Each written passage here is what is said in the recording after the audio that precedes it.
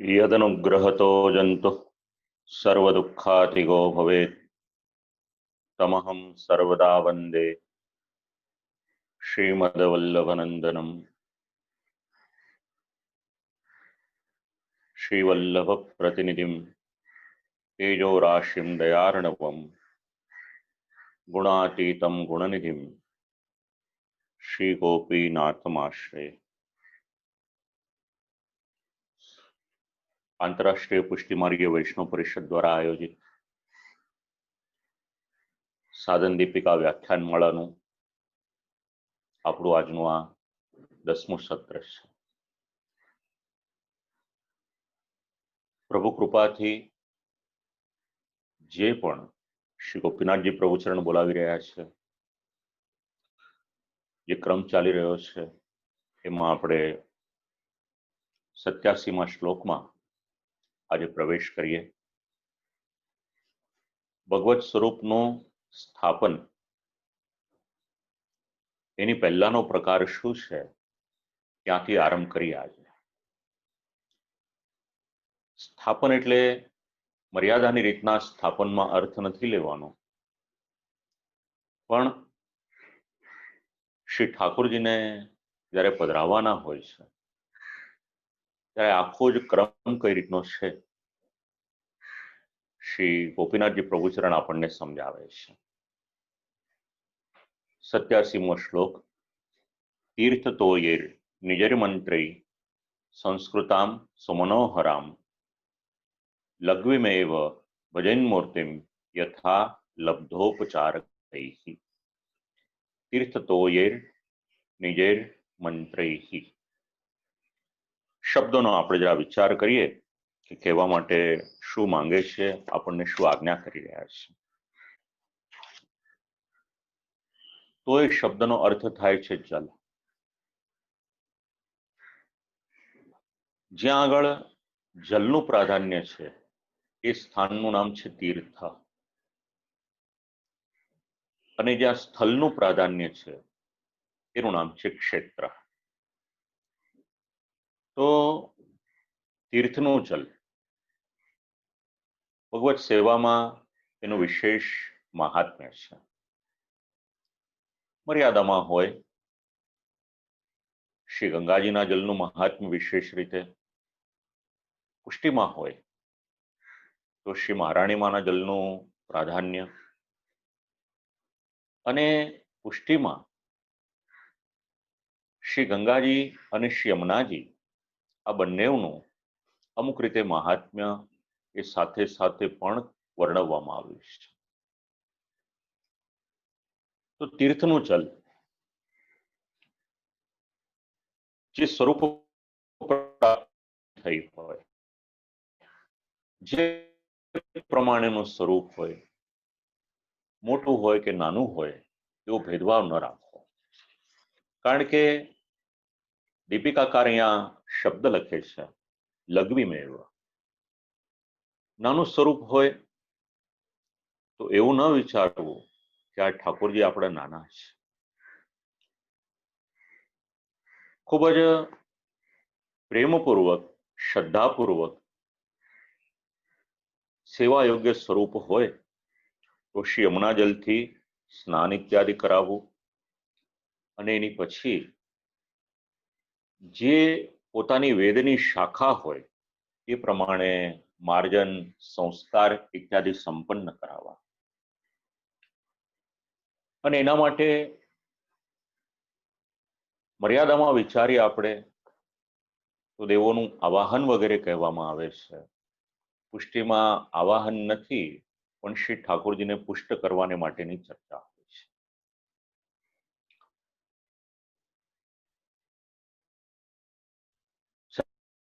સત્યાસી 88માં શ્લોકમાં આ જ વાત આપણને સમજવા મળશે.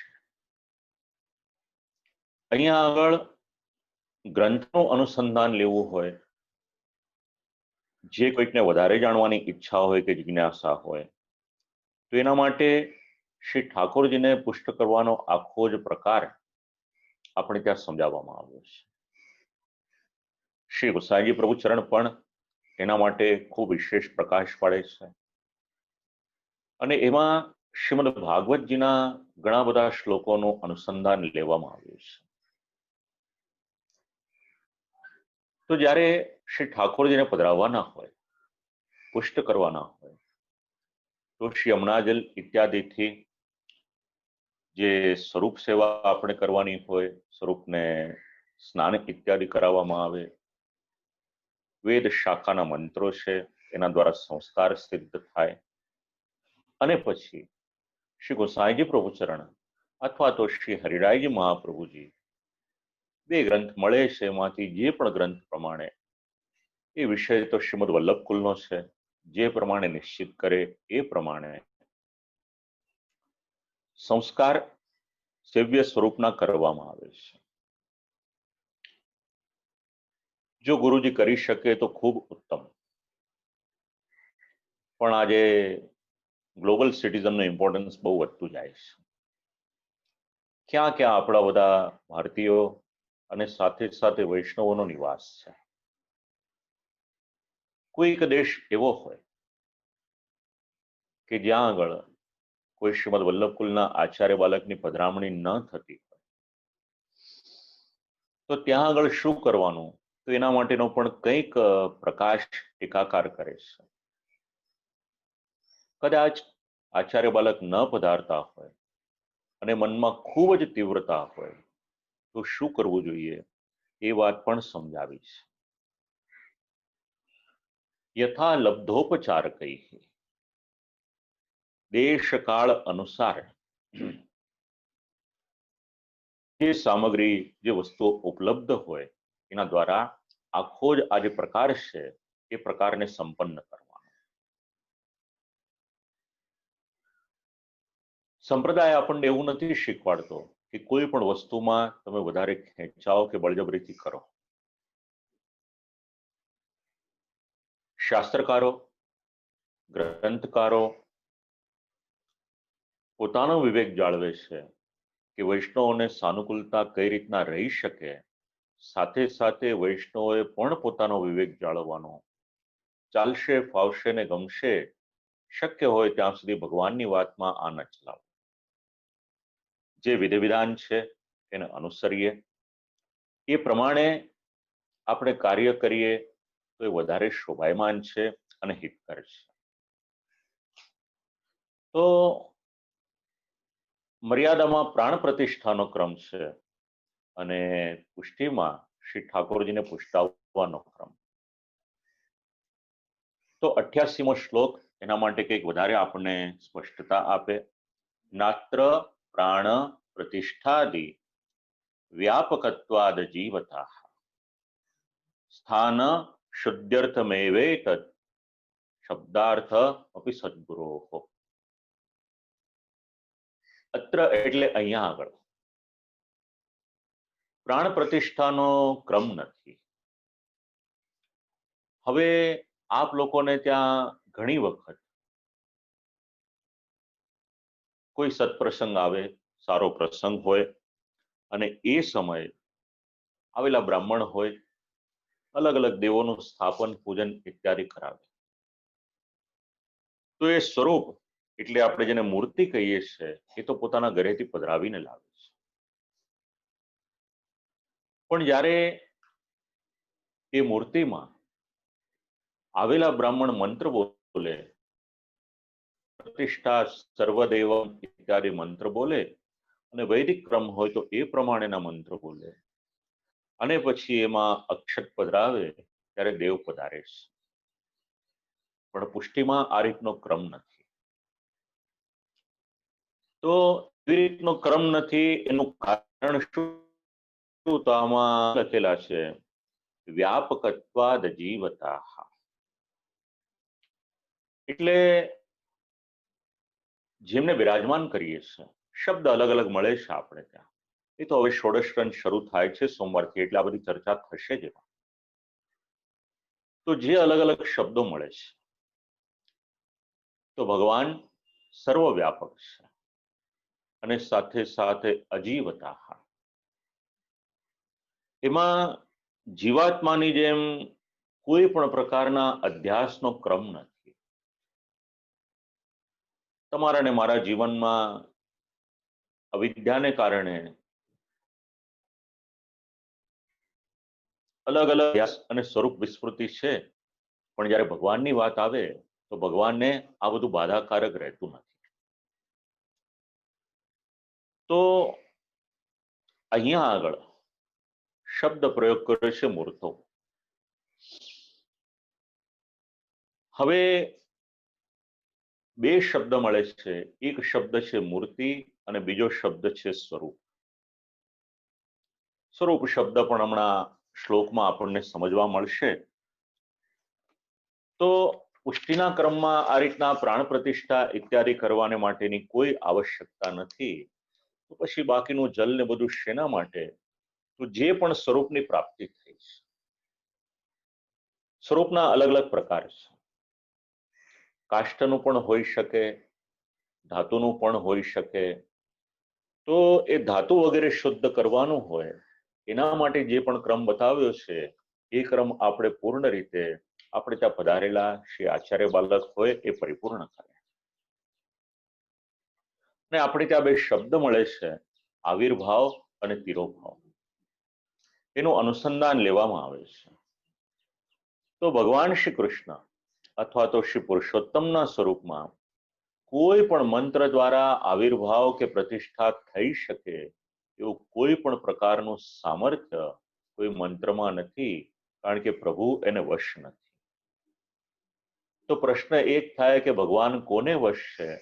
તો એના માટે શ્રીમદ ભાગવત શ્લોકો આપે છે, અને એમાં પણ સાક્ષાત ભગવાન આજ્ઞા કરે છે કે મને વશ કોણ કરી શકે? ખૂબ સુંદર શબ્દ છે, અહમ ભક્ત પરાધીના. ભગવાનને કોઈ વશ કરી શકે તો ભગવાનના ભક્તો વશ કરી શકે. અને સાધુભેર્ગ્રસ્ત હૃદયો ભક્તિર ભક્ત જનપ્રિયા, આવા શબ્દો ત્યાં છે.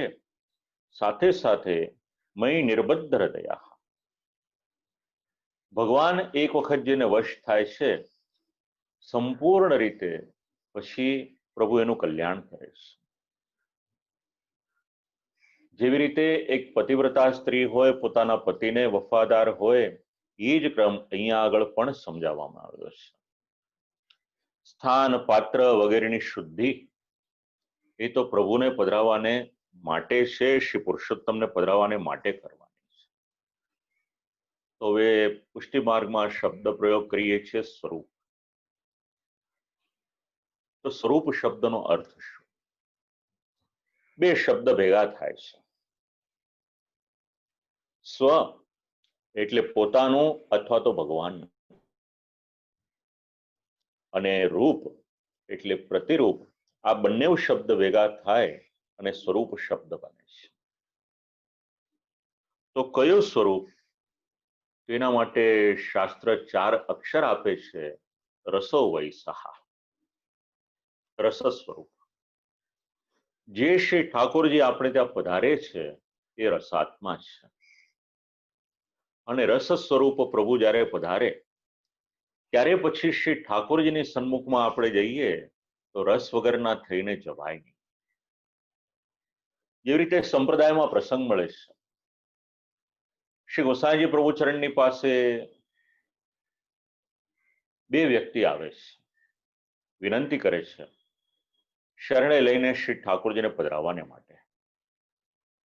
એટલે એક વ્યક્તિને પૂછે છે કે ભાઈ તને શું શોખ છે? એટલે એને જેટલી જેટલી કલાઓ આવડતી હોય છે, જેટલા જેટલા શોખ હોય છે, બધું જ કહે છે. બીજી વ્યક્તિને પૂછે છે કે ભાઈ તને શું? એટલે કહે છે કે મને એવો કોઈ શોખ નથી. અને ત્યારે શ્રી ગોસાઈજી પ્રભુચરણ પ્રાયોરિટી આપે છે તો જેનામાં રસ વિશેષ છે, આવડત વિશેષ છે, કે આ ઠાકોરજીને સારી રીતે લાડ લડાવી શકશે, પોતાની કલાનો વિનિયોગ ઠાકોરજીમાં કરી શકશે, આ સમજણ આપણને આ પ્રસંગમાંથી મળે છે. તો આપણે ત્યાં જ્યારે રસ સ્વરૂપ પ્રભુ પધારે છે અને જ્યારે આપણે શ્રી ઠાકોરજીની સન્મુખમાં જઈએ છે, હવે જો આપણે મોઢું ચડાવીને ત્યાં જઈએ અથવા તો પછી આપણા મનના હાવભાવ બરાબર ન હોય તો પછી પ્રભુ પ્રસન્ન થાય કે કેમ, આ એક પ્રશ્ન છે. તો જ્યારે શ્રી ઠાકોરજીને પધરાવીએ છીએ ત્યારે હૃદયમાં આનંદ હોય અને એ હૃદયનો આનંદ એ જે વૈષ્ણવ હોય એના મોઢા ઉપર દેખાય અને સાથે સાથે એના પરિવારમાં એ અનુભવાયેલો હોય કે શ્રી ઠાકોરજી પધાર્યા છે. અને જ્યારે શ્રી ઠાકોરજી સ્વરૂપ તો હતું જ, પણ એ વિગ્રહ પાત્રમાં જ્યારે રસપૂરિત થાય છે ત્યારે પછી ત્યાં આગળ એ મૂર્તિ કહીએ અથવા તો બીજું કંઈ કહીએ, એમાં સ્વરૂપનો ભાવ સિદ્ધ થાય છે. એક વાત ખાસ ધ્યાન રાખજો, જે પ્રકાર હોય ગણેશ સેવાનો, સ્વરૂપ સેવા હોય, ચિત્રજીની સેવા હોય, વસ્ત્ર સેવા હોય, જે આજ્ઞા આપણા અધિકાર પ્રમાણે શ્રી વલ્લભકુલે કરી હોય આપણને, પણ ક્યારેય પણ એમાં કેવળ એક મૂર્તિનો ભાવ ન રાખશો, સાક્ષાત ભગવાનનો ભાવ રાખજો. અને ભાવનો સંબંધ વ્યક્તિના હૃદયની સાથે છે. હૃદયમાં રસ અનુભવશો તો શ્રી ઠાકોરજીની સેવાનો પહેલનો આનંદ લઈ શકશો. જો હૃદયમાં રસ નહીં હોય તો શ્રી ઠાકોરજીની સેવાનો કે ટેલનો આનંદ નહીં આવે. તત્પશ્ચાત પુનઃશુદ્ધિનો પ્રકાર એને જ આગળ કન્ટિન્યુ રાખજો. 89મો શ્લોક. અશુચિ સ્પર્શને તસ્યાસ તથા પંચામૃતૈરપી હોમૈર દાનેન સંશોધ્યા વૈદિકેન નિજાત્મવત. એક વૈષ્ણવે પ્રશ્ન પૂછ્યો હતો કે શ્રી ઠાકોરજીને પંચામૃત સ્નાન ક્યારે આવે, એનું અનુસંધાન આ 89મા શ્લોકમાં આપણે લઈ શકાશે. તો શ્રી ઠાકોરજીને માટે અશુચિ સ્પર્શને, અશુચિનો અર્થ થાય છે અપવિત્ર, એવો કોઈ સ્પર્શ થઈ જાય ત્યારે પંચામૃતય એટલે પંચામૃત દ્વારા હોમૈ દાનેન, પછી હોમનો ક્રમ છે, દાનનો ક્રમ છે, અને વૈદિકેન એટલે વૈદિક કર્મ દ્વારા પણ શુદ્ધિનો એક પ્રકાર શ્રી ગોપીનાથજી પ્રભુચરણ સમજાવે છે. હવે જે સ્વરૂપની વાત ચાલે છે, ક્યારેક એવું થાય કે અપવિત્ર કઈ સ્પર્શ થઈ ગયો હોય ત્યારે શુદ્ધિનો પ્રકાર કઈ રીતે, શ્રી ઠાકોરજી ક્યારે પણ અપવિત્ર થતા નથી, પણ જેટલું જેટલું સાથે જોડાયેલું છે એના માટેનો વિચાર છે. તો શાસ્ત્રોક્ત પદ્ધતિ એમાં પંચામૃત સ્નાન, તો સેવાના પ્રકારમાં પંચામૃત સ્નાન ક્યારે, તો પુષ્ટ કરો ત્યારનો ક્રમનો અત્યારના અનુસંધાન લઈએ કે પુનઃશુદ્ધિનો ક્રમ લઈએ, એનું અનુસંધાન તો છે જ, પણ વર્ષોત્સવનો જે ક્રમ છે એનો ક્રમ વિચારીએ તો જ્યારે આપણે ત્યાં 4 જયંતિ આવે, શ્રી કૃષ્ણ જન્માષ્ટમી, રામનવમી, વામન જયંતિ અને નૃસિંહ ચતુર્દશી, આ 4 દિવસે શ્રી ઠાકોરજીને પંચામૃત સ્નાનનો વિધિ છે. ત્યાં શાલિગ્રામજી બિરાજમાન છે. જ્યારે આપણે નંદાલયમાં દર્શન કરવા જઈએ છીએ તો ત્યાં શ્રી શાલિગ્રામજીને પંચામૃત સ્નાન કરાવવામાં આવે છે. તો 5 અમૃત એના દ્વારા શ્રી ઠાકોરજીને સ્નાન કરાવવામાં આવે. દૂધ, દહીં, ઘી, મધ અને મિશ્રી અથવા તો સાકર, જે શબ્દ આપણે બોલીએ. મિશ્રીમાં એક માધુર્ય છે, સાકર તો શબ્દ છે જ, પણ આ 5 તત્વ છે એ દિવ્ય તત્વ છે અને એમનો સંબંધ અમૃતત્વની સાથે છે. સેવાના ક્રમમાં હોય કે કથાના ક્રમમાં હોય, અલગ અલગ પ્રકારના અનુસંધાન આપણને અમૃત શબ્દથી મળે છે. અહીંયા આગળ પંચામૃત સ્નાન જ્યારે જયંતી હોય ત્યારે તો કરાવીએ, પણ ક્યારેક અપવિત્ર સ્પર્શ થઈ જાય તો પણ પંચામૃત સ્નાનને માટે આજ્ઞા કરવામાં આવી છે. શાસ્ત્રીય ક્રમ છે આખો. અને પંચામૃત સ્નાનનો વિધિ પણ કઈ રીતે કરવો, શક્ય હોય પોતાના ગુરુજીની આજ્ઞા લઈ લેવી અને એ પ્રમાણે પંચામૃત સ્નાનનો જે ક્રમ છે એને પરિપૂર્ણ કરવો. જ્યારે પંચામૃત સ્નાન થાય ત્યારે આપણે દર્શન કરવા જઈએ છીએ તો ત્યાં આગળ ઘંટનાદ થતો હોય છે. આખો જ વિધિ આમ તો વૈદિક વિધિ છે, એનું જ અનુસંધાન આપણે ત્યાં પણ માન્ય કરવામાં આવ્યું છે.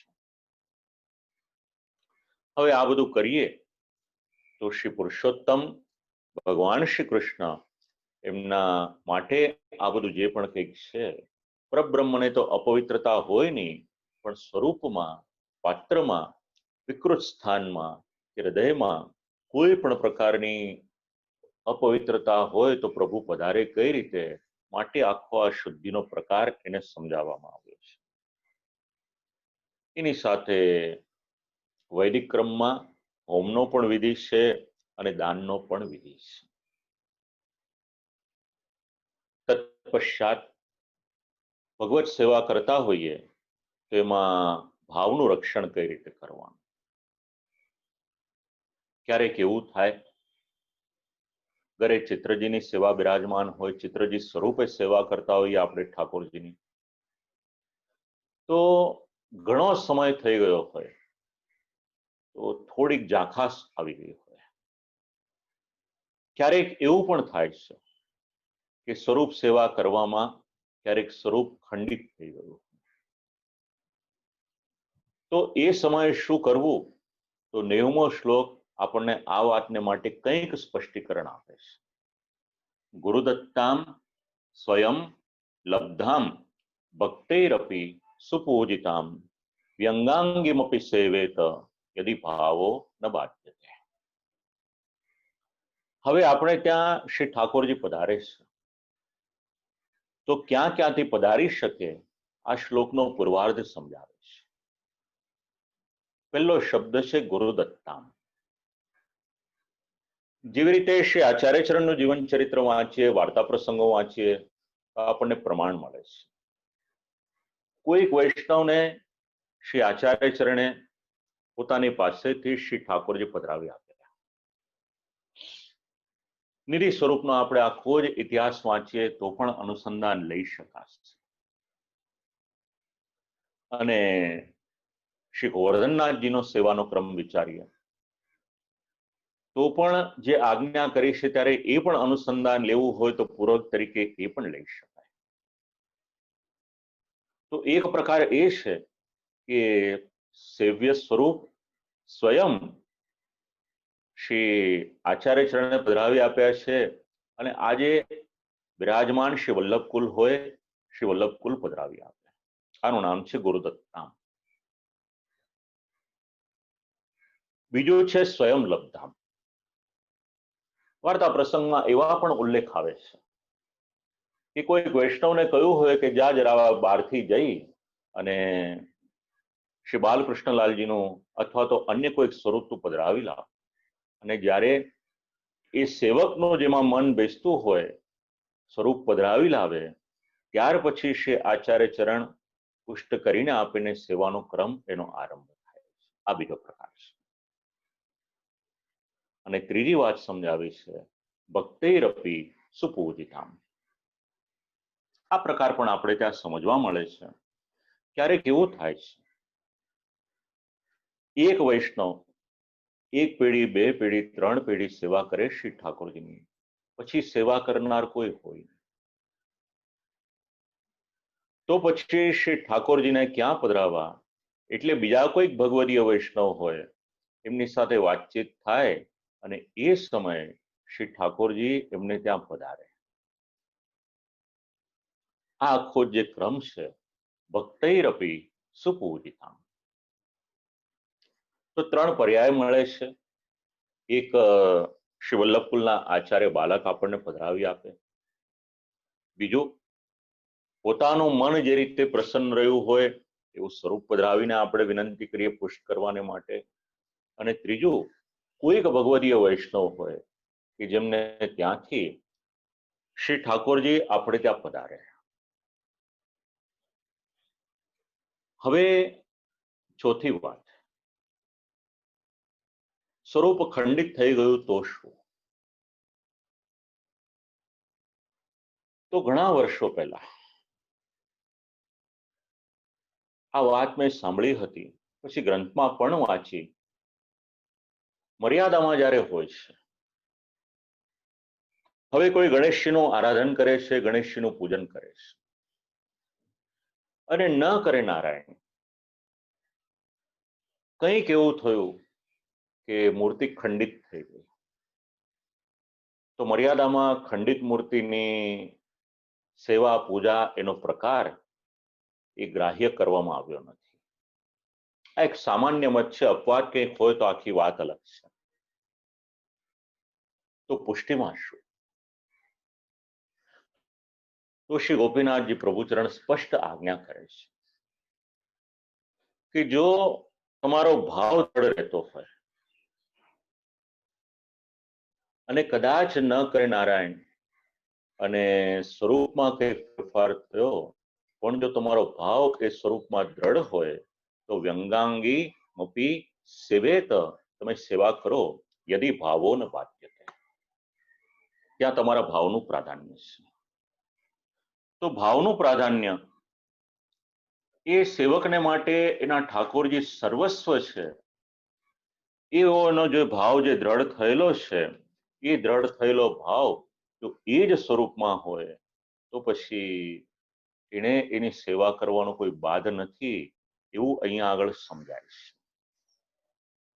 કારણ ધાતુ અથવા તો કાષ્ઠ અથવા તો શિલા અથવા તો લેખ્યા, કોઈ પણ પ્રકારનું સ્વરૂપ હોય, પણ મુખ્યતા છે એના ભાવની. અને પુષ્ટિમાં અને મર્યાદામાં આ શબ્દ એ ખાસ કરીને વિચારવા જેવો છે. મર્યાદામાં જે કંઈક પણ ચાલે છે, એવું ન વિચારશો કે મર્યાદા માર્ગમાં ચાલે એને ભગવાન ન મળે, એવું નથી. એમને પણ ભગવાન મળે છે. કારણ કે ભગવાને જ પર્યાય આપ્યા છે. કર્મ માર્ગ દ્વારા આવો, જ્ઞાન માર્ગ દ્વારા આવો, ભક્તિ માર્ગ દ્વારા આવો, અને એને આનુષંગિક જે પથ છે યોગ વગેરે, એના દ્વારા આવો. જેનો જે પ્રમાણેનો અધિકાર ને જેની જે પ્રમાણે રુચિ એ પ્રમાણે આવે એને ભગવાનની પ્રાપ્તિ તો થાય છે. ખાલી તફાવત જે છે એ ફલમાં છે. એટલે ભગવાનના કયા ધામ સુધી પહોંચી શકે છે એટલો તફાવત છે. તો મર્યાદામાં હોય એ પણ ભગવાનને પ્રાપ્ત કરી શકે, પણ મર્યાદા માર્ગ એમાં ખાસ કરી અને ક્રિયાનું પ્રાધાન્ય છે અને પુષ્ટિ છે ત્યાં આગળ ભાવનું પ્રાધાન્ય છે. જે રીતે ગ્રીષ્મ ઋતુ ચાલે છે તો શ્રી ઠાકોરજીની સેવાનો પ્રકાર હોય એમાં શ્રી ઠાકોરજીને અનુકૂળતા હોય એ પ્રમાણેની બધી વ્યવસ્થા કરવામાં આવે. અને હવે 2 દિવસ પછી આપણે ત્યાં શ્રી ઠાકોરજીને જ્યેષ્ઠાભિષેકનો ક્રમ. તો શેને માટે?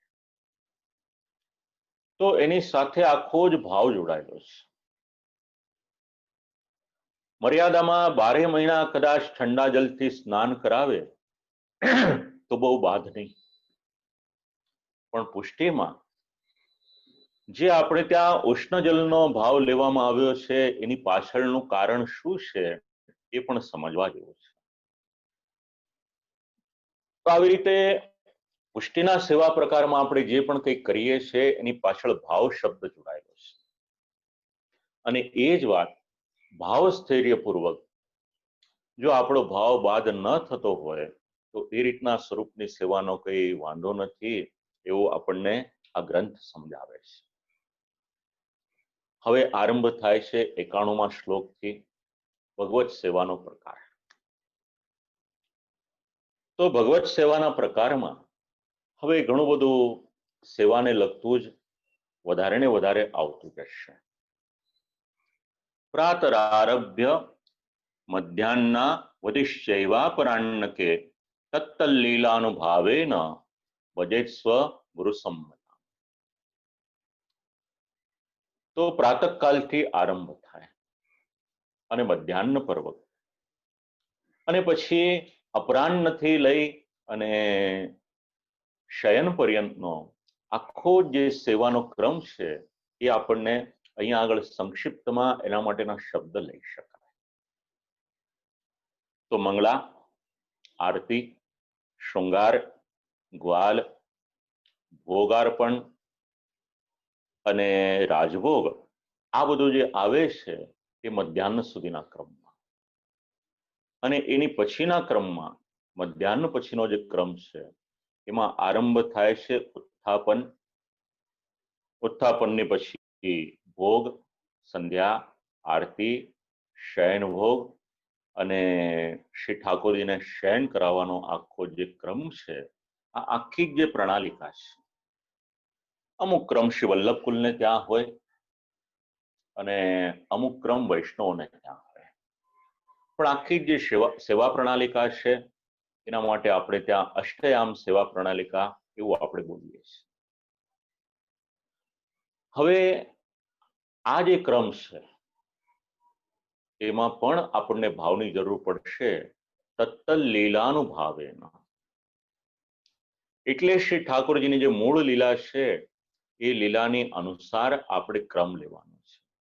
મંગળા તો કરાવીએ છીએ, પણ એની પાછળનો આખો ભાવ શું છે અને આવ્યું ક્યાંથી, એકાદ વાત જરાક લઈએ આપણે. બધું તો નથી લેતો, પણ એક શબ્દ લઈએ મંગળાનો. તો શ્રી ઠાકોરજીને આપણે મંગળા કરાવીએ તો મંદિરમાં જ્યારે મંગળા થાય ત્યાંનો ક્રમ, વૈષ્ણવને ત્યાં મંગળા થાય ત્યાંનો ક્રમ, આ બધો અલગ અલગ ક્રમ એને વિચારવો પડે. હવે જ્યાં આગળ ઘંટનાદ કરવામાં આવે છે તો મંગળાને અને ઘંટનાદને શું લેવા દેવા? તો એનો સંબંધ નંદબાવાને ત્યાંના જે પ્રકાર છે એની સાથે છે. સવારનો સમય હોય અને પ્રાતઃકાલમાં નંદ બાવાની ગૌશાળામાં ગાયો હોય, એ ગાયો પોતાનું ડોકું ધૂણાવે છે અને એ ગાયોના કંઠમાં સુંદર મજાની સોનાની ઘંટડીઓ બાંધેલી છે, સોનાની સાંકળમાં.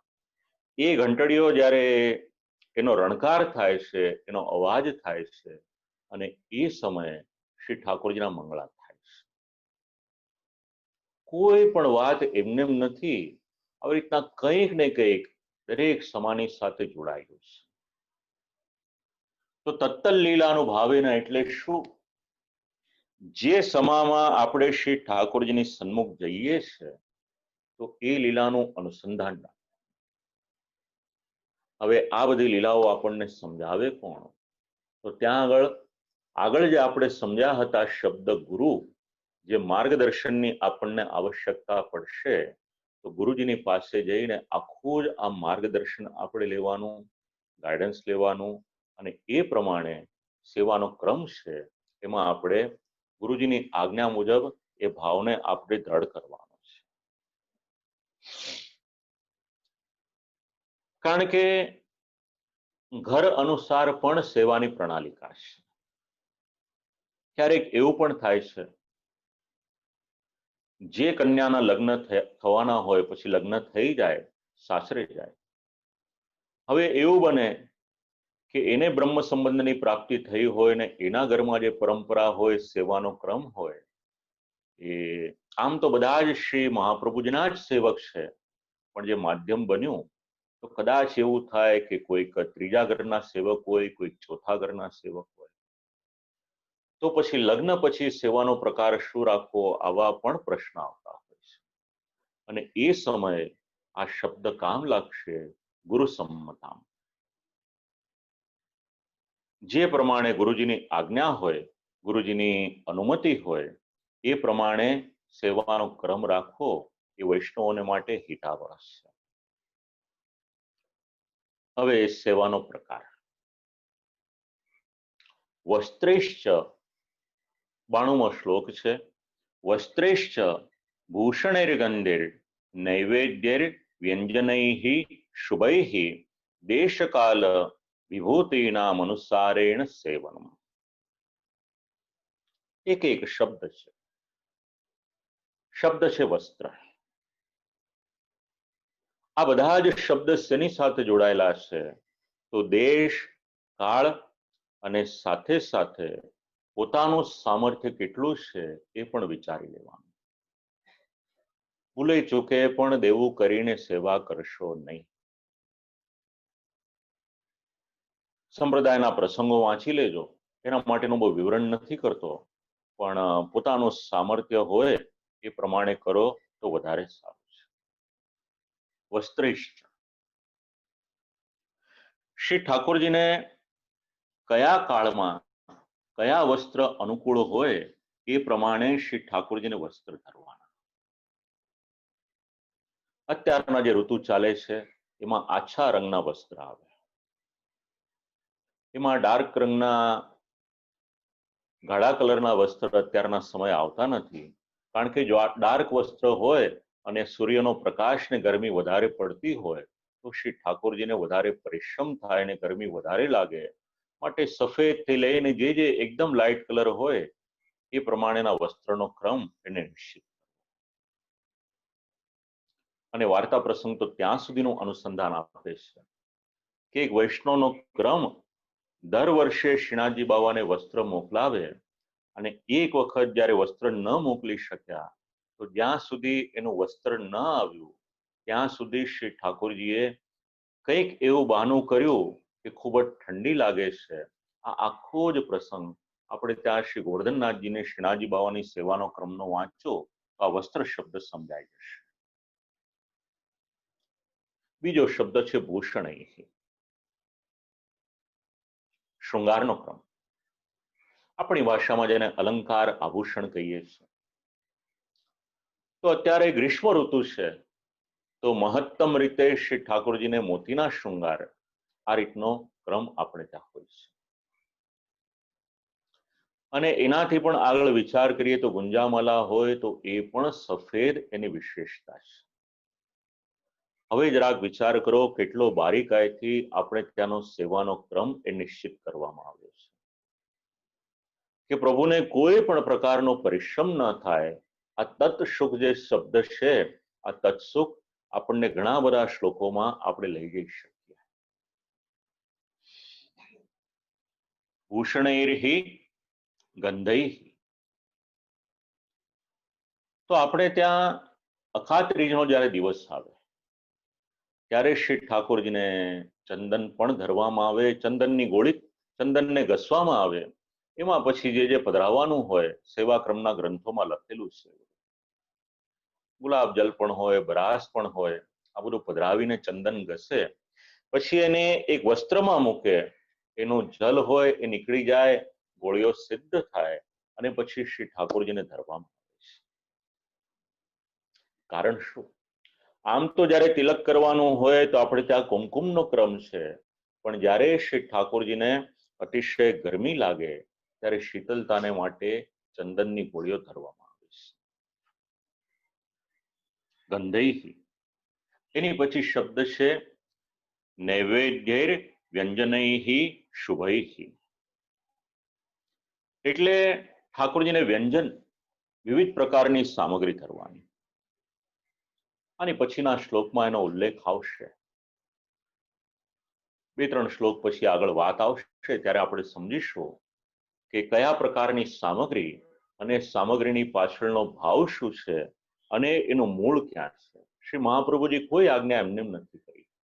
આખું જ એનું મૂળ આપણને જાણવા મળે છે.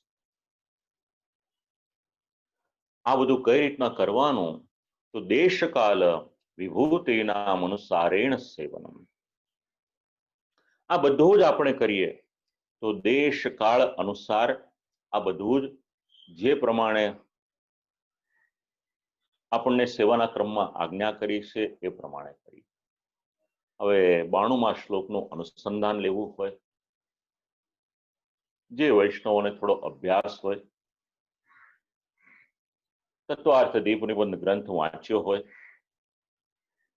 તો એમાં પણ સર્વનિર્ણય પ્રકરણમાં આ શ્લોકનું અનુસંધાન મળે છે. યથા સુંદરતામ યાતિ વસ્ત્રૈરાભરણૈરપી અલંકુર્વિત સપ્રેમ તથા સ્થાન પુરસ્સરમ. આવું અનુસંધાન આપણને ત્યાં મળે છે. આપણે એની ચર્ચામાં અત્યારે નથી જતા. આગળના શ્લોકમાં આપણે પ્રવેશ કરીએ. 93મો શ્લોક. હવે શ્રી ઠાકોરજીની પાસે તો આપણે આવ્યા, સેવાના પ્રકાર સુધી પહોંચી ગયા. તો આગળ એક શબ્દ સમજાવ્યો હતો, એ જ શબ્દનો અહીંયા આગળ ઉલ્લેખ કરીને શ્લોકનો આરંભ થાય છે. પ્રેમણા પરિચરેત સાધુર યાવત જીવમ સમાહિતાહ તેનાસ્ય ભાવના સિદ્ધિ યયા સ્યાત કૃતકૃત્યતા. સેવામાં ક્યારે પણ જાઓ, કોઈ પણ પ્રકારનો ઉદ્વેગ રાખશો નહીં. કારણ કે ઉદ્વેગથી જો શ્રી ઠાકોરજીની સન્મુખમાં જશો તો પોતાને પણ મુશ્કેલી થશે અને સાથે સાથે શ્રી ઠાકોરજીને પણ પરિશ્રમ થશે. એટલે જ્યારે આપણો સર્વસ્વ એ આપણા ઠાકોરજી છે, તો પ્રભુની પાસે શ્રી ઠાકોરજીની સન્મુખમાં જ્યારે પણ જાઓ તો ઉદ્વેગને બાજુ પર મૂકીને જાઓ. એટલે જ શબ્દ પ્રયોગ કર્યો છે પ્રેમણા. પ્રેમપૂર્વક જાઓ અને પ્રેમપૂર્વક જઈ અને સેવા કરવાની. પરિચરિત. કલાકનો ક્રમ હોય વૈષ્ણવને ત્યાં, 1.5 કલાકનો ક્રમ હોય, 2 કલાકનો ક્રમ, જે પણ ક્રમ હોય, જેટલો સમય આપ લોકો આપી શકતા. સેવા કરીને જ્યારે નિવૃત્ત થાવ, આપણે ત્યાં એવું નથી બોલાતું કે સેવા પતી ગઈ. સેવા પહોંચ્યા એવું હજી બોલે તો ચાલી શકે છે, પણ જ્યારે સેવા પહોંચીને બહાર આવો તો પછી એવું ન થવું જોઈએ કે હાશ આજનો ક્રમ પૂર્ણ થયો, હવે આવતીકાલની વાત આવતીકાલે. એવી રીતે કરશો તો એ તો કેવળ આપણી કાયા ભગવાનની સાથે જોડાશે, મન નહીં જોડાય. તો પોતાનું હૃદય જોડવું પણ જરૂરી છે, અને હૃદયને જોડવું હશે તો એના માટેનો શબ્દ છે, એનું નામ છે પ્રેમ. શુદ્ધ હૃદય લઈને પ્રભુની પાસે જઈએ. હવે કેટલા વર્ષ સુધી સેવા કરવાની એના માટેનો નિર્ણય આપ્યો છે. જ્યાં સુધી જીવન છે ત્યાં સુધી શ્રી ઠાકોરજીની સન્મુખ જવાનું. ભગવાને શરીર આપ્યું છે આપણને. આ શરીર તમારા ને મારા માટે એક માધ્યમ છે. આ શરીરના દ્વારા આપણે ધર્મનું આચરણ કરીએ, ભગવાનની પાસે જઈએ અને શ્રી ઠાકોરજીની પાસે જઈએ પ્રભુને પ્રાપ્ત કરવાના. ભગવાનને પ્રાપ્ત કરવાને માટે ભગવાને આપણને માનવ દેહ આપ્યો છે. જેને વ્યર્થમાં વેડફી દઈએ તો પછી આપણું જેટલું અનધિકારી કે આપણા જેટલું મૂર્ખ બીજું કોણ હોઈ શકે. તો જ્યાં સુધી જીવન છે ત્યાં સુધી પ્રભુની સેવા કરવાની. અને આમ કરતા કરતા ખૂબ સુંદર એક શબ્દ પ્રયોગ કર્યો છે, એનું નામ છે સાધુ. ભગવાનનો ભક્ત કેવો હોય? સાધુ પુરુષના લક્ષણ તો શ્રીમદ ભાગવતમાં અનેક શ્લોકોમાં છે જ. તો ભગવાનનો ભક્ત કેવો? જો આપણે પોતાને ભગવાનના ભક્ત માનતા હોઈએ તો આપણામાં કઈ યોગ્યતા જોઈએ? એટલે કયો? કૃષ્ણાશ્રયા. સૌથી પહેલી યોગ્યતા છે એ ભગવાન શ્રી કૃષ્ણનો દ્રઢ આશ્રય જોઈએ. કારણ કે જ્યાં સુધી દ્રઢ આશ્રય નહીં હોય ત્યાં સુધી આપણે અનેક જગ્યાએ ફરતા રહીશું. એટલે ભગવાનના ભક્ત થયા છીએ તો ભગવત સ્વરૂપમાં, સેવ્ય સ્વરૂપમાં આપણા શ્રી ઠાકોરજીમાં આપણી દ્રઢતા જોઈશે, આપણો દ્રઢ આશ્રય જોઈશે. કૃષ્ણાશ્રય. બીજી વાત છે કૃષ્ણ કથાનુરક્ત. ભગવાનનો આશ્રય તો દ્રઢ છે જ, એ તો અવસરના સમયે પણ રાખવાનો, અનવસરના સમયે પણ રાખવાનો. પણ જ્યારે આપણે શ્રી ઠાકોરજીની સેવામાંથી બહાર આવીએ તો પછી આપણું મન શેમાં હોવું જોઈએ? એટલે કયો? કૃષ્ણ કથાનુરક્ત. ભગવાનના ચરિત્ર શ્રવણ કરો. એ ચરિત્ર શ્રવણ કરવામાં આપણા હૃદયને આનંદની અનુભૂતિ થાય તો સમજવું કે આપણે ભગવાનના ભક્ત, ભગવાનના સેવક છીએ. આગળનું લક્ષણ કૃષ્ણેષ્ટ મંત્ર સ્મૃતિ પૂજકોય. કૃષ્ણેષ્ટ એટલે શું? તો જે કેવળ શ્રી કૃષ્ણને જ ઈષ્ટ માને છે. જે લોકો એવું કહે કે અમે બધાને માનીએ છીએ, એવું સમજવું કે આ કોઈને નથી માનતા. વાક્ય તો બહુ નાનું છે. મારા પિતાજી કથામાં કહેતા હતા, એક સાધે સબ સદે, સબ સાધે સબ જાય. તો કૃષ્ણેષ્ટ ભગવાન શ્રી કૃષ્ણને જ ઈષ્ટદેવ માને અને મંત્ર સ્મૃતિ રાખે એટલે ભગવાન શ્રી કૃષ્ણના મંત્રનો આરાધક પણ હોય અને જ્યારે જ્યારે એનું મન તરત જ ભગવાનમાં લાગી જાય તો સમજવું કે આ ભગવાનનો સેવક છે. સ્મૃતિ અને પૂજકોય. ભગવાનનું પૂજન, ભગવાનની સેવા કરવાનો એની રુચિ હોય. કૃષ્ણાનિશમ ધ્યાન મનાસ્તુરન્યો. દિવસ હોય કે રાત હોય, આ કક્ષાએ પહોંચવું બહુ અઘરું છે. પણ કદાચ રાતના 2 વાગે પણ ઊંઘ ઉડી જાય અને જો ભગવાનની યાદ આવી જાય તો સમજવું આ કૃષ્ણાનિશમ ધ્યાન મનાસ્તન્યો આ પદ આપણને સિદ્ધ થઈ ગયું છે.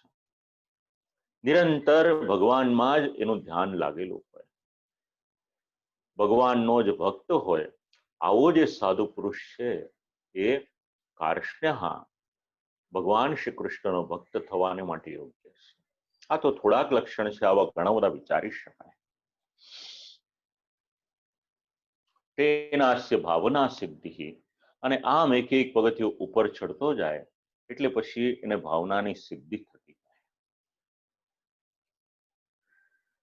તત્પશ્ચાત સેવાન્નિક એટલે જે વ્યક્તિ ભગવત સન્મુખ જવાનો હોય એનું જીવન કેવું હોવું જોઈએ? તો 94મો શ્લોક આપણને સમજાવે છે. પ્રાતઃ પાશ્ચાત્ય યામે સૌ સમુત્થાય શુચિર્દયા સ્મરેદ ભગવતો લીલામ ગાયેતસ્ય ગુણાન ગિરા. હવે સવારે જાગવાનું કેટલા વાગે? 2 શબ્દ મળે છે આપણને, જાગવાનું અને ઉઠવાનું. બંનેનું અનુસંધાન લેવું હોય તો ઉપનિષદમાં મળશે આપણને ઉત્તિષ્ઠ જાગ્રત પ્રાપ્ય વરાન નિબોધત. તો પહેલા ઉત્તિષ્ઠ એટલે ઊભા થવાનું કે પહેલા જાગ્રત એટલે જાગવાનું, આ શબ્દો પણ જરા વિચારવા જેવા છે. પણ ઉપનિષદની ચર્ચામાં આપણે નથી જતા. આપણે એટલો વિચાર કરીએ કે સવારે જાગવાનું કેટલા વાગે? તો નાથ દ્વારા લગભગ આપ લોકો જતા જ હો દર્શન કરવાને માટે. મંગળાનો સમય શું છે એને યાદ કરી લેવું. હવે જો આપણને 5, 5:15 દર્શન થતા હોય તો શ્રી ઠાકોરજીના મંગળા કેટલા વાગે થતા હશે એનો વિચાર કરીએ. બસ એ જ અનુસંધાન આપણે અહીંયા આગળ લેવાનું છે. પ્રાતઃ જાગવાનો સમય શું? શાસ્ત્ર સમજાવે છે કે સવારે બ્રહ્મ મુહૂર્તમાં જાગો એ ઉત્તમ સમય છે. કારણ કે આ ભગવાનના જાગવાનો સમય છે. આજના તત્વચિંતકો પણ આ વાત સ્વીકારે છે. આપણા ઋષિઓને આપણને જે આજ્ઞા કરી કે સવારના વહેલા જાગવાનું શેના માટે? કારણ વાતાવરણની અસર માનવીના મન પર થાય છે. હજી જે મિડેજમાં હશે એમને તો નાનપણથી સંસ્કાર મળ્યા, મા બાપે નાનપણથી સમજાવ્યું ને શીખવાડ્યું કે રાત્રે વહેલા સૂઈ જાઓ ને સવારે વહેલા જાગો. એટલે જીવન આખું એ રીતે ઘડાઈ ગયું. પણ અત્યારનું જે જનરેશન છે આખી વર્કિંગ પેટર્ન ચેન્જ થઈ ગઈ. એની અસર એમની દિનચર્યા પર પણ પડી. રાતના 12, 1, 2 સુધી કામ કરે અને સવારે જાગવાનું લેટ થાય. પણ જો ભગવાનની સાથે જોડાયેલા છે તો શાસ્ત્ર આપણને સમજણ આપે છે અને એનું જ અનુસંધાન શ્રી ગોપીનાથજી પ્રભુચરણ આપે છે. પ્રાતઃ પાશ્ચાત્ય આમેસો, વહેલા જાગો સવારે બ્રહ્મ મુહૂર્તમાં. અને એ ન થઈ શકે કદાચ તો એટલીસ્ટ સૂર્યોદયની પહેલા તો જાગવું છે. અને જેમણે યજ્ઞોપવિત સંસ્કાર થયા છે એમનું તો કર્તવ્ય છે સૂર્યોદય થાય ત્યારે અર્ઘ્ય આપી દે. કદાચ ક્યારેક વિલંબ થાય તો 45 મિનિટ સુધીની છૂટ મળે તો એની પછી સંધ્યા વગેરે કરે તો પ્રાયશ્ચિત્તનો અર્ઘ્ય આપવો પડે. આજનું મોડર્ન રિસર્ચ પણ એ વાત સમજાવે છે. જે લોકો ઓફિસમાં કામ કરે છે, જેટલી સવાર એમની જલ્દી પડે છે એટલે ફર્સ્ટ હાફમાં જેટલું સ્પીડથી કામ કરી શકે છે, સેકન્ડ હાફમાં પછી એમાં થોડીક સ્પીડ ઘટી જાય છે. તો જ્યારે આપણું માઇન્ડ એકદમ ફ્રેશ હોય, સવારના વહેલા જાગ્યા હોઈએ, આપણું મગજ સ્વસ્થ હોય, વિચારો પણ અનેક સારા આવે અને પ્રફુલ્લ મન હોય, ત્યારે આપણે જાગીને પ્રભુની પાસે જવાનું છે. સમુત્થાય શુચિર્ધિયા, હવે પથારીમાંથી જાગ્યા તો સર્વપ્રથમ શું? જો શાસ્ત્રનો મત આપણે વાંચીએ તો સર્વપ્રથમ આપણે આપણા હાથના દર્શન કરવાના અને ભૂમિ પર આપણે પગ મૂકીએ છીએ તો ભૂમિની ક્ષમા માંગવાની. આ શાસ્ત્રનો મત છે. કરાગ્રે વસતે લક્ષ્મી આખો શ્લોક છે.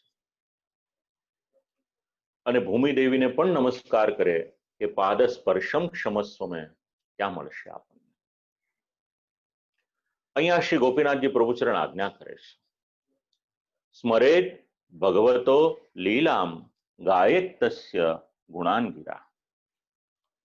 કે સવારમાં જાગો, પવિત્ર થાઓ, હાથ મોઢું ધુઓ એટલે ધ્યાનપૂર્વક મન વડે શ્રી ઠાકોરજીની લીલાનું સ્મરણ કરો અને પોતાની વાણી દ્વારા એ લીલાનું ગાન કરો.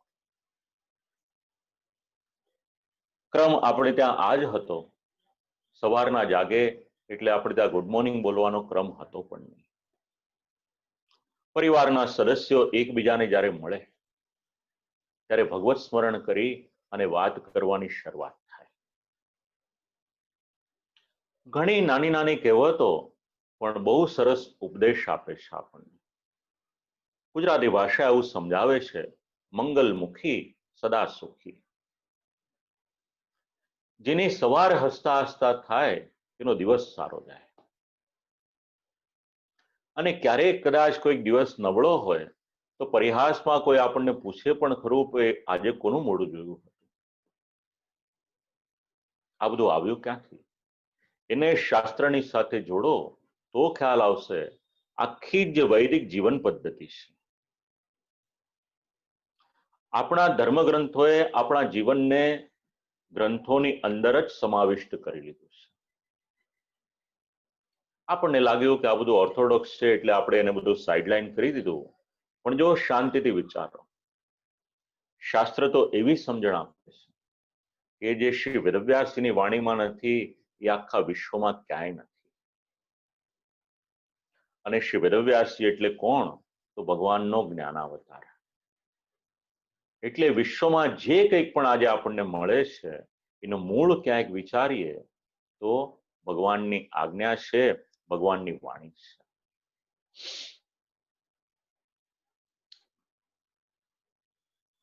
ભગવાનના નામનું સ્મરણ કરે, ભગવાનની લીલાનું સ્મરણ કરે. એની પછી 95મો શ્લોક, પ્રાતઃ કૃત્યમ તતઃ કાર્યમ બહિર્ગત્વા યથોદિતમ મુખશુદ્ધિસ્તતો નિત્યમ સૌગંધ્યા વ્યંજનમ ભવેત. ભગવાનનું ધ્યાન, સ્મરણ, ગુણગાન આ ઇત્યાદિ કરે, શૌચ વગેરેથી નિવૃત્ત થાય, હાથ પગ ઇત્યાદિની શુદ્ધિ થાય, દંત ધાવન આજની ભાષામાં જેને આપણે બ્રશ કહીએ છીએ એ કરે, મુખ શુદ્ધિ કરે, અને પછી સુગંધી તેલ હોય એ શરીર ઉપર લગાડી અને સ્નાન કરે. તો આપણા શરીર ઉપર સુગંધી તેલની આવશ્યકતા શું? તો જ્યારે આપણે શ્રી ઠાકોરજીની સન્મુખમાં જઈએ તો શરીરમાંથી કોઈ પણ પ્રકારની દુર્ગંધ ના આવે એના માટે સેવકનું આ કર્તવ્ય સમજાવ્યું છે. સ્નાનને માટે આગળ ઘણો આપણે વિચાર કર્યો છે એટલે એની પુનરુક્તિ નથી કરતો. શ્લોકમાં લખેલું છે એટલે એકાદ બે વાક્ય કહ્યા અહીંયા. સ્નાનનો પ્રકાર પુનઃ પાછો 2 શ્લોકમાં સમજાવ્યો, 96 અને 97માં શ્લોકમાં. એમાં આગળ જે કહ્યું છે અને અહીંયા જે કહ્યું છે એ બંને વિષયોમાં થોડોક તફાવત છે. અહીંયા આપણે વિચારીએ તો એની એડિશન કહી શકાય. મલસ્નાનમ ગૃહે કાર્યમ તપ્તોદક પરોદકૈઃ તસ્યોપરી શ્રી યમુનાજલૈઃ સ્નાનમ સ્તવૈશ્ચવા. મલસ્નાનમ ગૃહે કાર્યમ તપ્તોદક પરોદકૈઃ. હવે ક્યારેક એવું થાય કે આપણે કોઈ તીર્થમાં ગયા હોઈએ, ત્યાં પણ સ્નાન કરવાનું હોય, તો મલ સ્નાન એટલે ઘરમાં જે સ્નાન કરીએ એના માટેનો ઉલ્લેખ કર્યો. દેહ કૃત્ય કર્યા પછી આ સ્નાન કરીએ. તત્પશ્ચાત વિચાર એ આવે કે ગરમ જલથી સ્નાન કરવું કે ઠંડા જલ. તો એક વિવેક એ પણ સમજાવવામાં આવ્યો છે કે એકદમ ઠંડા જલથી સ્નાન કરો, એની બદલે થોડુંક હુંફાળું જલ હોય એવું લો, એ વધારે યોગ્ય છે. એ પ્રમાણેના જલથી સ્નાન કરવું. હવે ક્યારેક એવું થાય કે આપણે તીર્થ સ્થાનમાં ગયા છીએ. હવે તીર્થ સ્નાનમાં જઈ શ્રી યમુનાજીના જલમાં તો બધા સ્નાન કરે કે ન કરે, વાર્તા પ્રસંગ વાંચ્યો એટલે એનું પ્રમાણ મળશે. પણ ગંગાજીના તટ ઉપર ગયા છીએ અને સ્નાન કરીએ આપણે. હવે કોઈ હોટલમાં રોકાયા છીએ, કોઈ ગેસ્ટ હાઉસમાં છીએ, કોઈ ધર્મશાળામાં છે. આપણે વિચારીએ કે ગંગાજીના જલમાં તો સ્નાન કરવાનું છે, પછી અહીંયા સ્નાન શેને માટે કરીએ? તો શાસ્ત્ર એની અનુમતિ નથી આપતું.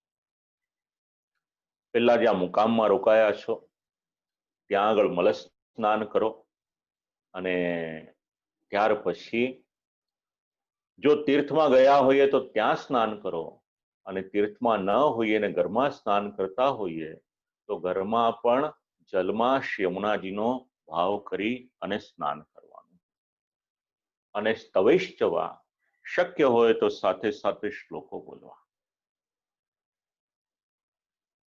શ્લોકોનું અનુસંધાન મળે આપણને 2 પ્રકારનું.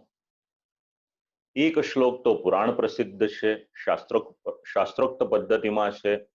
ગંગે ચ યમુનૈ ચૈવ ગોદાવરી સરસ્વતી નર્મદે સિંધુ કાવેરી જલેસ્મિન સન્નિધિં કુરુ. આવો શ્લોક બોલવામાં આવે છે. એટલે જે જલથી આપણે સ્નાન કરીએ છીએ એમાં આ બધી નદીઓનો ભાવ કરે. ગંગાજી હોય, યમુનાજી હોય, ગોદાવરીજી, સરસ્વતીજી, નર્મદા, સિંધુ, કાવેરી આ બધાનું નામ લે. અને જો કેવળ પુષ્ટિનો ભાવ રાખવો હોય તો શ્રી કૃષ્ણ વલ્લભે દેવી યમુને પાપહારિણી સેવાર્થમ સ્નાતુમિચ્છામિ જલેસ્મિન સન્નિધિં કુરુ. વિનંતી કરીએ કે માં યમુનાજી આપ પધારો, સ્નાન કરવું છે પણ એમાં કોઈ લૌકિક ભાવ નથી. સેવાર્થમ સ્નાતુમિચ્છામિ. હવે જરા વિચાર કરી જુઓ, જે ભગવદીય વૈષ્ણવ સેવા કરતા હોય એમનું જીવન પ્રાતઃકાલથી લઈ અને શ્રી ઠાકોરજીની સાથે જ જોડાઈ જાય છે. એની કોઈ પણ ક્રિયા પછી એમને રહેતી નથી. એ સ્નાન કરે તો પણ ભગવત સેવામાં જવાને માટે સ્નાન કરે છે. અને બે મત મળે છે એમાં. એક ટીકાકાર એવું પણ સમજાવે છે કે શ્રી ગંગાજીનું જલ હોય કે શ્રી યમુનાજીનું જલ હોય એનું ફલ ક્યારે મળે સ્નાનનો, તો કે ત્યાં જઈને સ્નાન કરો તો જ મળે. અને એક મત એવો પણ મળે છે કે ત્યાંથી જલ લઈ આવો અને એના દ્વારા સ્નાન કરો તો પણ જીવનું કલ્યાણ થઈ શકે. જે પણ હશે, પણ આપણે એવો ભાવ રાખવાનો કે શ્રી યમુનાજી પધારે છે આપણું કલ્યાણ કરવાને માટે, અને સ્નાન કરવાને માટે શ્રી યમુનાજીનો ભાવ રાખીએ. હવે સ્નાન કર્યા પછી વસ્ત્ર પરિધાન. તીર્થ સ્નાને મલસ્નાનમ કૃત્વા તીર્થે વિમજ્જનમ તતસ્તુ ધારણમ શુદ્ધમ કૌશેયાંબરયુગ્મયો. તો વસ્ત્ર કયા ધારણ કરવા?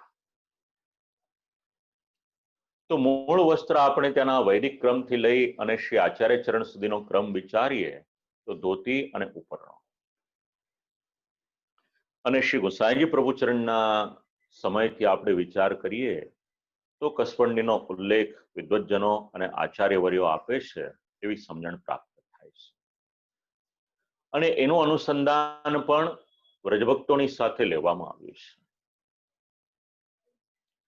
કારણ સેવાના ક્રમમાં શિવેલું વસ્ત્ર હોય, કોઈક એવું વિચારે કે જબ્બો પહેરીને સેવા કરવાને માટે જઈએ તો શું? તો શાસ્ત્ર એની અનુમતિ નથી આપતું, સંપ્રદાય એની અનુમતિ નથી આપતું. અને આજે પણ દક્ષિણ ભારતના ઘણા બધા મંદિરો, કોઈ પુરુષને દર્શન કરવાને માટે જવું હોય તો ધોતી ઉપરણો એ ફરજિયાત પહેરે, ત્યાર પછી જ અંદર જવા મળે. સ્ત્રીઓએ પણ જવું હોય તો કમ્પલસરી સાડી પહેરવી પડે, બીજા કોઈ પણ પ્રકારના વસ્ત્ર ચાલે નહીં. કોઈ પણ મંદિરમાં આપણે જઈએ, ભલે મંદિરમાં છૂટ હોય એ છતાં પણ આપણે આટલી મર્યાદા અવશ્ય જાળવવી. જે જોવામાં આવે છે, નાથદ્વારામાં મંગળામાં દર્શન કરવાને માટે જઈએ ત્યારે વિવરણ કરવાની કોઈ આવશ્યકતા નથી. પણ જો વૈષ્ણવ છે તો વસ્ત્રની મર્યાદા અવશ્ય જાળવે. એ આપણા સંપ્રદાયને માટે અને આપણી પછીની પેઢીના બાળકોને માટે પણ એ શ્રેયસ્કર છે.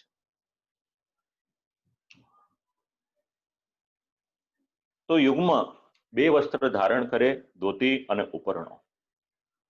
અને કોઈ પણ ધર્મનું કાર્ય હોય, શક્ય હોય તો ધર્મના કાર્યમાં ક્યારેય પણ ધોતી બંડી પહેર્યા વગર એ કાર્ય કરશો નહીં, ધોતી ઉપરણો ધારણ કર્યા વગર એ કાર્ય કરશો નહીં.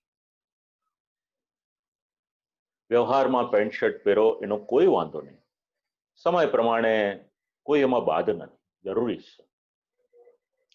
અને આપણી વાર્તા પ્રસંગ તો એવું ઘણું બધું આપણને સમજાવે છે કે પોતાનો ધર્મ એને ગુપ્ત રાખવો. કે કોઈક વૈષ્ણવ એવા પણ હતા કે કાર્ય કરવાને માટે જાય તો પોતાનું તિલક ભૂસીને જતા. એટલે દેશકાળ પ્રમાણે પેન્ટ શર્ટ પહેરવા પડે એમાં કોઈ વાંધો નહીં. પણ જ્યારે શ્રી ઠાકોરજીની સન્મુખમાં છીએ તો શ્રી ઠાકોરજીની સન્મુખમાં વસ્ત્ર મર્યાદા અવશ્ય જાળવીએ. વૈદિક કર્મ કરીએ ત્યારે પણ વસ્ત્ર મર્યાદાનું ખાસ આપણે ધ્યાન રાખીએ. શ્રીમદ ભાગવતજીની સપ્તાહ કરાવો છો, ઘણો વ્યય કરો છો, સારી રીતે પ્રાપ્ત થયેલી સંપત્તિનો સદવ્યય કરો છો, તો સાથે સાથે 2 જોડી 4 જોડીને શક્ય હોય તો 7 જોડી ધોતીબંડી સુડાવી લેવાને 7 દિવસ માટે એ જ પહેરવા. અને ધોતીબંડીને તિલક ધારણ કરીને કથા શ્રવણ કરશો તો એનો આનંદ પણ કંઈક અલગ લાગશે. તો પ્રભુની સન્મુખમાં જ્યારે પણ જઈએ ધોતી ઉપરણો અથવા તો ધોતી બંડીને ધારણ કરીએ. હવે જો કોટનના વસ્ત્ર છે, આગળ સમજાવ્યું હતું, ફરીથી 2-4 વાક્યમાં કહી દઉં. કોટનના વસ્ત્ર હોય, પુનઃ એને ધોઈ લેવા, સ્વરૂપ સેવા કરવાની હોય તો એ જ વસ્ત્રથી કદાચ પ્રસાદ લીધો છે, સકડી કંઈ પણ લીધું છે, તો પણ એને ધોઈ લો. શક્ય હોય એટલા વસ્ત્રને શુદ્ધ રાખવા. કદાચ કોઈક દૈહિક ક્રિયા કરવી હોય તો ખાસ એને ધોવા અને શુદ્ધ રૂપથી આ વસ્ત્રને ધારણ કરવા. શબ્દ પ્રયોગ કર્યો છે કૌશેય, રેશમી વસ્ત્ર. તો રેશમી વસ્ત્રની પણ શુદ્ધિ જળવાય એનું ખાસ ધ્યાન રાખવું. અને સાથે સાથે આપણે ત્યાં કંતાનના વસ્ત્રોનું પણ વિશેષ મહત્વ છે. હવે આપણા ઘરોમાં લગભગ એટલું રહ્યું નહીં, પણ મારા પિતાજીએ મને કહ્યું હતું કે નાનપણમાં જ્યારે સ્કૂલમાંથી ભણીને આવીએ એટલે સ્નાન કરવાની જગ્યા હોય, સ્નાન કરીએ એટલે સૌથી પહેલા ત્યાં આગળ કંતાનના વસ્ત્ર પહેરવા પડે.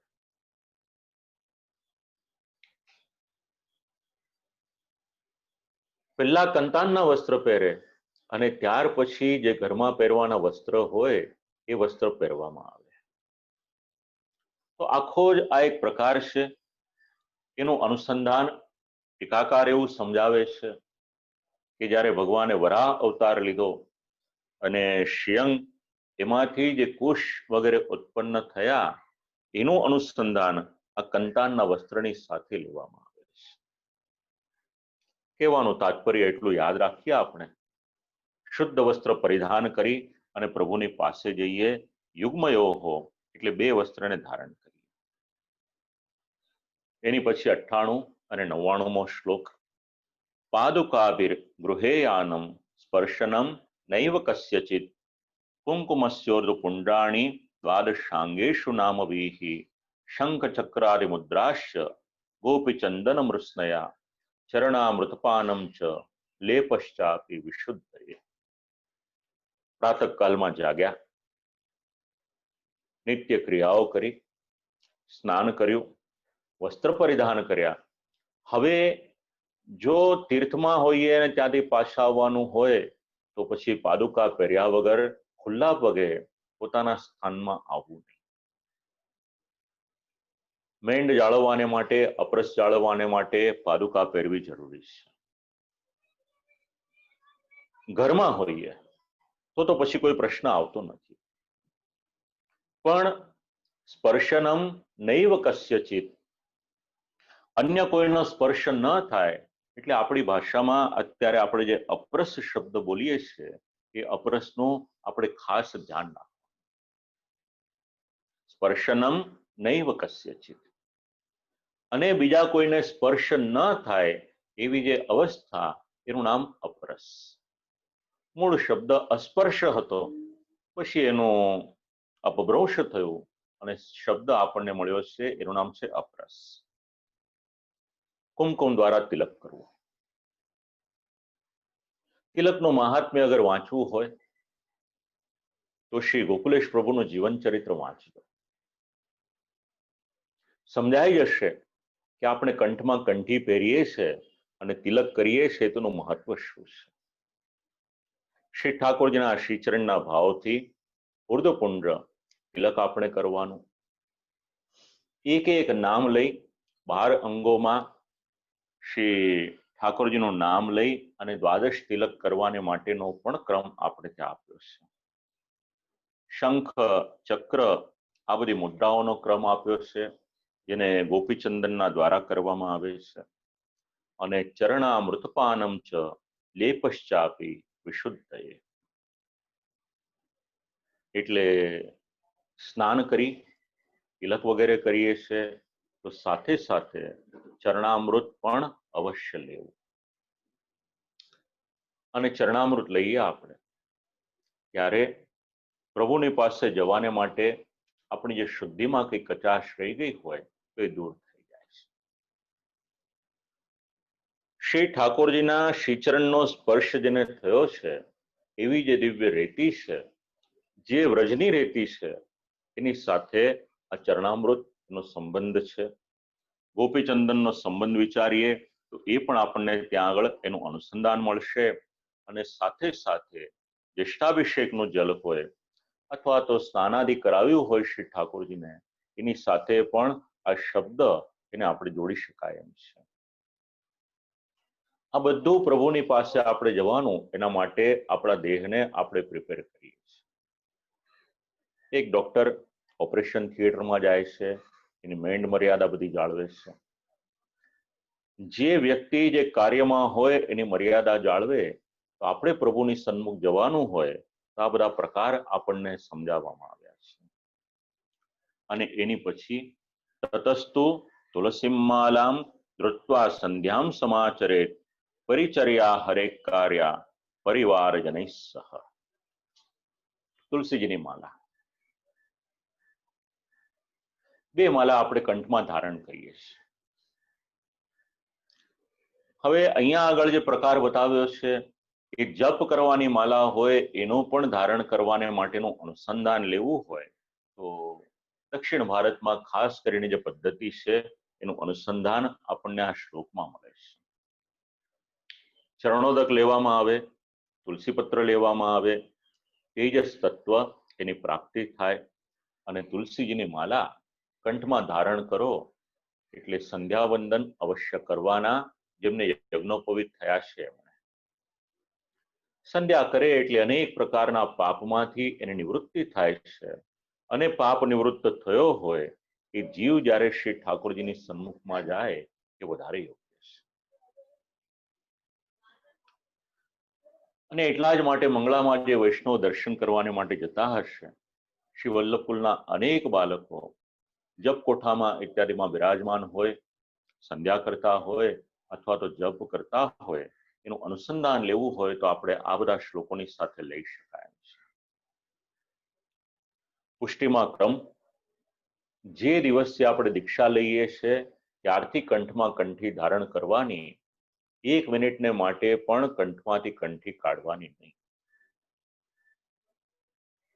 પુરાણોમાં એનો ઉલ્લેખ છે.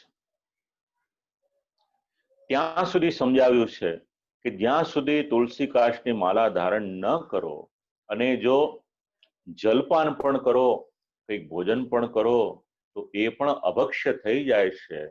આ તુલસી પત્રની માલા, તુલસી કાષ્ટની માલા ને અવશ્ય ધારણ.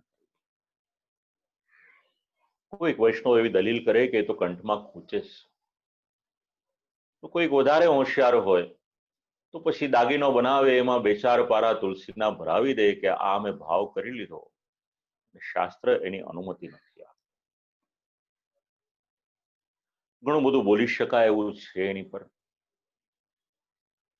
પણ એટલું યાદ રાખીએ, જો દીક્ષા લીધી છે તો તુલસીજીના કંઠી અવશ્ય ધારણ કરજો અને પ્રભુની પાસે જજો. સંધ્યાવંદન દ્વારા જવાને માટેનો પાછો આપણને અધિકાર એ વધારે પડતો પ્રાપ્ત થાય.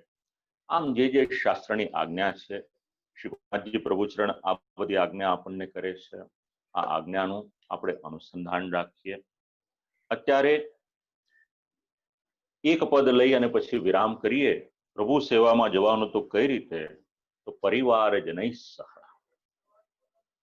એવું ના થાય કે ઘરની સ્ત્રી એકલી ભગવત સેવા કરે એવું ન રાખશો, પુરુષ એકલો સેવા કરે એવું પણ ન રાખશો. આખો જ પરિવાર જેમની જેટલી યોગ્યતા, જેમની જેટલી ફાવટ. દીકરા દીકરી યુવાન છે, સમય નથી મળતો, એટલું કહો એમને કે બહાર જઈને જ્યારે આવો છો ત્યારે 1-8 ડઝન ફળ લઈ આવજો. ધીરે ધીરે એ રીતના પણ એમનો પ્રવેશ શ્રી ઠાકોરજીની સેવામાં થાય એ જરૂરી છે. અષ્ટયામ સેવા પ્રણાલિકા કોઈ એક વ્યક્તિને માટે નથી. ગદ્ય મંત્ર બોલીએ તો આખો જ આપણો પરિવાર સમર્પિત થાય છે. તો પરિવારજનૈ સહ, જેમ લૌકિકમાં બાકીની બધી વસ્તુઓનો આપણે લૌકિક વિષયાનંદ લઈએ છીએ, તો અલૌકિક આનંદ એમની સાથે આપણે જોડાવાનું છે. આપણા આખા પરિવારની સાથે આપણે શ્રી ઠાકોરજીની સેવામાં જોડાવાનું. આ શ્રી ગોપીનાથજી પ્રભુચરણની આજ્ઞા આજે આપણે યાદ રાખીએ. 100 શ્લોક થયા છે. 27 શ્લોક બાકી છે. વિચાર એવો કર્યો છે કે આને પછીના સત્રમાં 27 શ્લોક આપણે શક્ય હોય તો લઈશું, નહીં લેવાય તો આપણી પાસે હજી 2 સત્ર છે, શનિવાર ને રવિવાર. પણ જો 27 શ્લોક કદાચ લઈ શકાય તો એવું વિચાર્યું છે કે આની પછીનો એક ગ્રંથ છે, શ્રી ગોપીનાથજી પ્રભુચરણ વિરચિત છે. સાધન દીપિકાને એ ગ્રંથ પૂરક કહી શકાય આપણે. નિત્ય સેવાવિધિ શ્લોકા 96 શ્લોક છે. 96 તો નહીં થઈ શકે, પણ થોડુંક એના માટેનું આપણે કંઈક રસપાન કરીશું. તો આજે આખું જ આયોજન આંતરરાષ્ટ્રીય પુષ્ટિમાર્ગીય વૈષ્ણવ પરિષદ દ્વારા થયું છે. તો શ્રી ગોપીનાથજી પ્રભુચરણના બંને ગ્રંથો એનું કંઈક આપણે અવગાહન કર્યો એવો આપણને સંતોષ થશે. જે પણ પ્રભુની ઈચ્છા હશે, પરમ દિવસે જ્યારે આપણે ભેગા થઈએ ત્યારે એ પ્રમાણેનું અનુસંધાન આપણે લઈ લઈશું. પુનઃ એકવાર આજની વાણી છે શ્રી ઠાકોરજીના યુગલશ્રી ચરણોમાં સમર્પિત કરું છું. શ્રીમદ વલ્લભકુલના આચાર્ય બાળકો જેઓ શ્રવણ કરી રહ્યા હોય, સાથે સાથે જે વિદ્વજ્જનો હોય, આપ સર્વને પણ દંડવત પ્રણામ કરું. અને જે વૈષ્ણવો કમેન્ટમાં જેમણે પણ દંડવત પ્રણામ લખ્યા છે, સર્વને આશીર્વાદ. જેમણે ભગવત સ્મરણ લખ્યા છે એ સર્વને પણ મારા ભગવત સ્મરણ. આટલું કહી અને આજના સત્રમાંથી આપણે વિરામ લઈએ છીએ. અસ્તુ.